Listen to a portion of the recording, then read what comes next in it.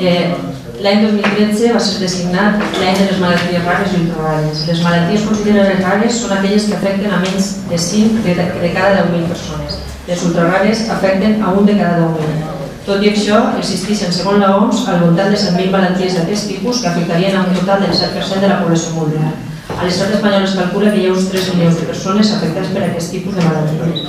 Una malaltia rara o ultrarara pot costar entre 500 i 700 euros mensuals a qui la pateix. Això, en un moment en el qual costa tantíssim aconseguir la subvenció de medicaments i pròtesis, i en els casos que a més no són comuns, encara costa més de justificar per als malalts i sovint queden exclosos de gratuïtats. Associacions com FEDER, amb delegació a València o ELMU, entre moltes altres, dediquen els seus esforços a ajudar aquells que en un moment determinat han d'enfrontar-se a la dura situació d'acollir una malaltia rara o ultrarara a casa seva.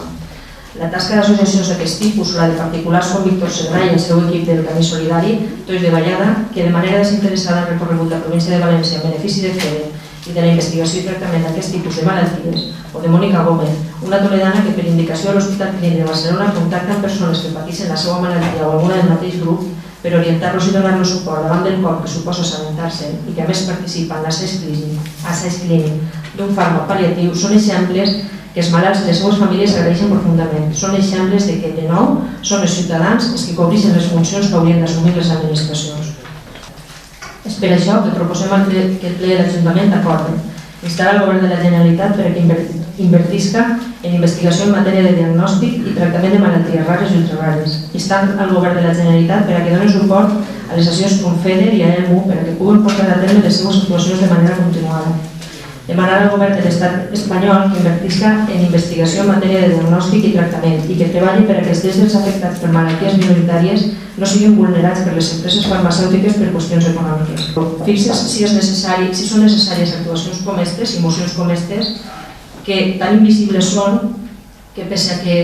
Camí Solidari havia avisat amb un mes d'antelació que anava a arribar a Carcaixent, perquè així m'ho van dir els organitzadors baix en la porta, pese a que sé positivament que els cartells de la cursa estaven 3 setmanes per l'Ajuntament,